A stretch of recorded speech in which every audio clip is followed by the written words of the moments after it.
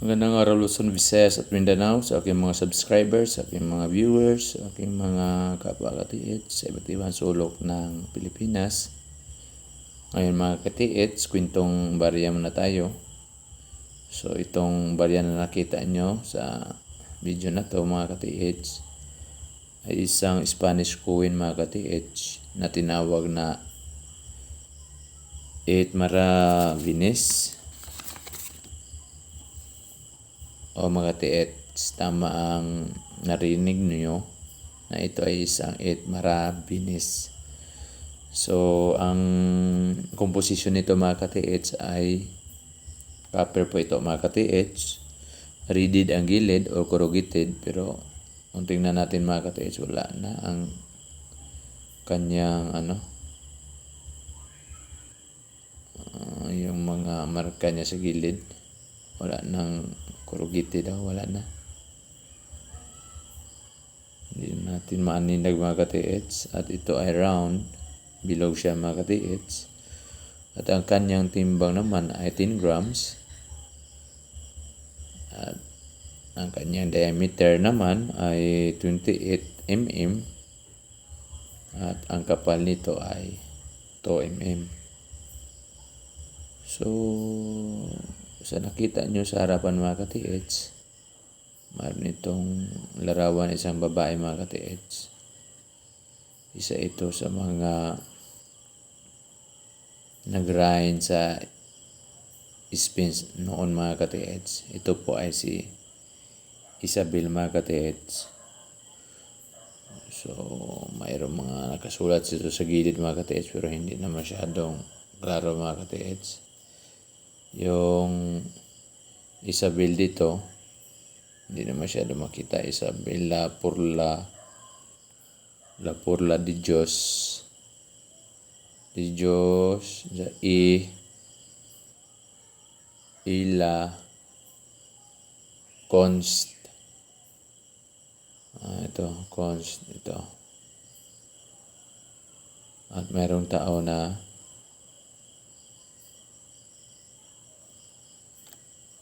hindi maklaro masyado.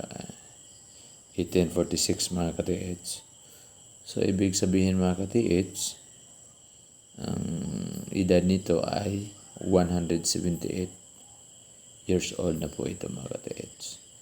So, matagal-tagal na rin. Kaya nga, yung coin na ito mga katiits, kung tingnan nyo mga katiits, talagang wala na mga katiits. Hindi na siya magandang tingnan. Yung mga detalye niya ay parang wala na. Hindi na maaninag. At sa likurang bahagi ng mga katiits ay ito ang makikita natin. Ano kaya ibig sabihin nito mga katiits? Para siyang parang shield. Design ng shield mga katiits o panangga. So, alam naman natin yung mga Spaniards mga katiits, mga warrior yun mga katiits. Magaling sa espada. Pero nung pumunta sila sa Pilipinas mga katiits, ay walang nagawa yung galing nila. Wala.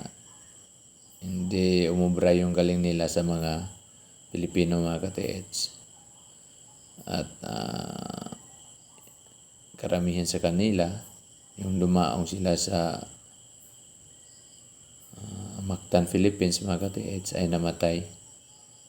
Kasama na doon si Ferdinand Magellan mga katiits. So, balik tayo sa coin na ito mga katiits. Ganito pala yung coin na doon mga katiits.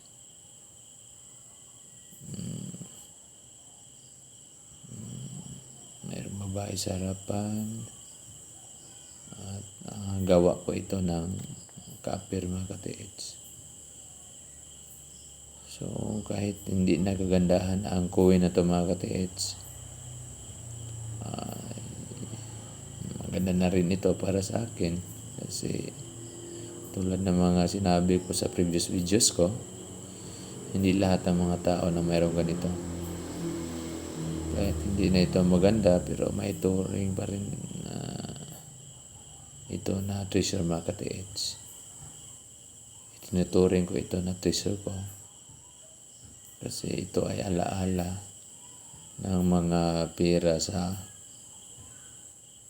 Spain mga ka-TH, na kung saan naging sakop tayo for ilang taon ba yun? 33 years? Hindi pala. 300 years? Yung sa 30 mahigit ay sa Amerikano yun mga ka-TH. So, kaya nga, swerte pa rin ako na nagkaroon ako ng ganito mga ka-TH. Para malaman natin kung ano ba ang mga pambili nila doon sa Spain. Anong uri ang pila doon. At saka, alam natin ang kanilang currency na ito pala mga ka-TH. So, hindi na siya maganda mga ka-TH. Pero, tinatago ko pa rin. Kasi, ang halaga lang nito para sa akin mga ka-TH sa 8 taon na 1846 na kung saan ito, ang edad nito ay 178 years old na po ito mga ka-TH. So, 178 years old. So, matagal na mga ka-TH. Talagang matagal-tagal na nito mga ka-TH. Kaya nga, kita natin yung design mga ka-TH. Yung mukha ng arena dito mga ka-TH. Or queen ba ito? Ay parang naaagnas na. Wala nang yung tainga na lang at ilong ang klaro. Yung iba ay wala na. Yung leeg, okay lang din yung leeg. Batok niya, kita pa rin natin. At saka ito.